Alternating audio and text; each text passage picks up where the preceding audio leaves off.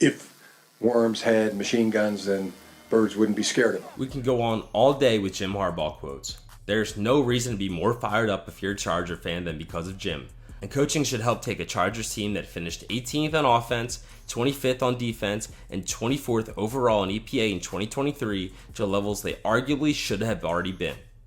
Let's start at QB. Justin Herbert is one of the most talented in the league. Even with Brandon Staley holding him back, Herbert finished 12th among QBs in 2023 with 37.42 expected points added.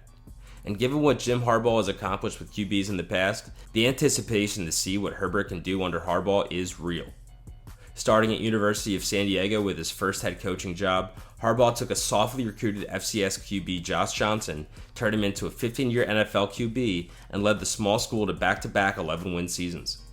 Next, Harbaugh recruited and coached Andrew Luck with Stanford. He turned out to be pretty good. In San Francisco, Alex Smith started his career going 5 straight seasons with a negative EPA per play. That's until Harbaugh took over, and Smith never had another season with a negative EPA per play for the rest of his career. Harbaugh would coach Colin Kaepernick and that Niners team to the Super Bowl. And he just won a national championship with J.J. McCarthy at Michigan, helping him to be the number 10 overall pick in this past draft. It's not all good news for the Bolts, though. There were a few familiar faces that are no longer with the team. Keenan Allen, Austin Eckler, and Mike Williams to name a few. But the additions of rookie tackle Joe Alt and former Ravens running backs Gus Edwards and J.K. Dobbins are signaling their intent to run the ball this year, and perhaps take some pressure off of Justin Herbert. They also drafted first-team all-name Georgia wide receiver Ladd McConkey, who will help boost their pass game. With both Bosa and Khalil Mack still in town, the Chargers have important and expensive pieces left on the defensive end. Under Harbaugh, they'll strive to be a well-coached, disciplined, and hard-working group that improves on both sides of the ball in 2024. The Raiders' biggest storyline has been about a player who doesn't want to play for them. Yes, we're talking about Devontae to the Jets, which his agents have strongly denied. Antonio Pierce took over for Josh McDaniels prior to Week 9 of last season, and the Raiders D averaged 16 points allowed per game over their final 9 games with Pierce in charge, which over the course of a full season, 16 points a game allowed would have been the best in the league. Focus on your strengths. The Raiders signed star DT Christian Wilkins from the Dolphins, giving him $85 million guaranteed over 4 years. Silver and Black have 2 defensive linemen to build a defensive core around between Max Crosby and Wilkins. Offensively, however, things were a different story. The Raiders were the 27th ranked offense in total EPA. They struggled all season on offense, highlighted by their infamous 3-0 loss to the Vikings in Week 14, the lowest scoring NFL game in 16 years. Early on last year, it was clear Jimmy G, who they had just signed to a 3-year, $73 million deal in the offseason, was not the answer at QB. He was benched for rookie Aiden O'Connell, who flashed on occasion but certainly looked like a rookie in 2023.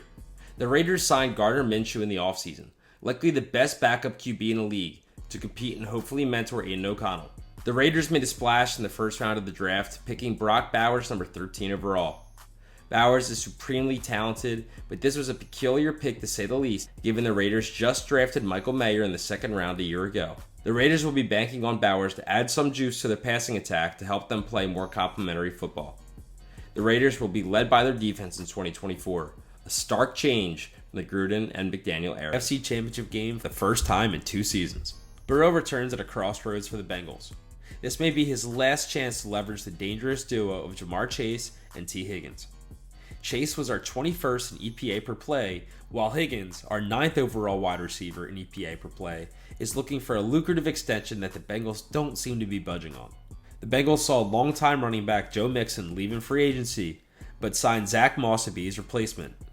Moss had a career year last year filling in for Jonathan Taylor, and Moss could actually be an upgrade over Mixon. He's younger, and he was 19th in average EPA per play last season, while Mixon finished at 21st. With a strong wide receiver core, the addition of talented veteran tackle Trent Brown, and a revamped backfield, and of course the return of Joey B, the Bengals are primed to come back with a roar and outperform the respectable 14th place finish in a team offensive EPA from a season ago. The Bengals and DC Lou Anarumo will be looking to bounce back in 2024 after finishing 26th in defensive EPA in 2023. This will be a challenge after losing one of the most impactful defensive players, DJ Reader, to the Lions. They weren't able to land a true nose tackle to supplement Reader's production, but did add reliable veteran DT Sheldon Rankins and a promising rookie defensive tackle in Chris Jenkins Jr. from Michigan. The Cincy D lost Jesse Bates last offseason and lost impact corner Chidobe Awuzie to the Titans in free agency. However, the Bengals have young corners Cam Taylor-Britt, DJ Turner, and 2022 first-round defensive back Daxton Hill moving to corner this season. These three young cornerbacks, plus the addition of veteran safety Geno Stone and the return of Von Bell, could help the Bengals fortify the back end of their D. If the Bengals' young defensive talent steps up and the Bengals' offense returns to Super Bowl form, the Bengals should be much higher than 22 on our rankings next season. 2023 was the end of the Pete Carroll era in Seattle, whether he liked it or not. The Seahawks hired defensive-minded Mike Macdonald as their head coach, a young and rising star who previously led Michigan to the college football playoff and then the Ravens to finish as Rithmm's second-ranked defense in 2023 EPA. For a team that struggled defensively last year and finished as our 29th ranked defense, there were really no splash signings.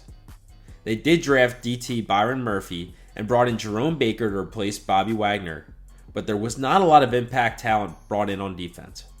Instead, Reek Woolen, Devin Witherspoon, and Julian Love are exciting young players that McDonald hopes to grow into a new Legion of Boom in Seattle. Seattle was much better offensively, ranking as our 10th offensive unit in total EPA. What is one way for the Seahawks to level up their offense even further? Look to get their sophomore wide receiver, Jackson Smith-Njigba, more heavily involved. DK plus Lockett plus JSN can give the Seahawks arguably the best wide receiving trio in the league. To really take the offense to another level in 2024, the Seahawks need to get more out of their run game. The Seahawks like to utilize multiple backs in the rushing attack. They'll do so again this year with the talented duo of 2022 second-rounder Kenneth Walker and 2023 second-rounder Zach Charbonnet. They'll need Charbonnet to improve on a bit of a disappointing rookie campaign with hopes of improving their team rushing after ranking 27th in total rushing yards. If Seattle gets more out of the ground game and JSN unlocks his tantalizing potential, this offense can, sorry Travis and Jason, reach new heights.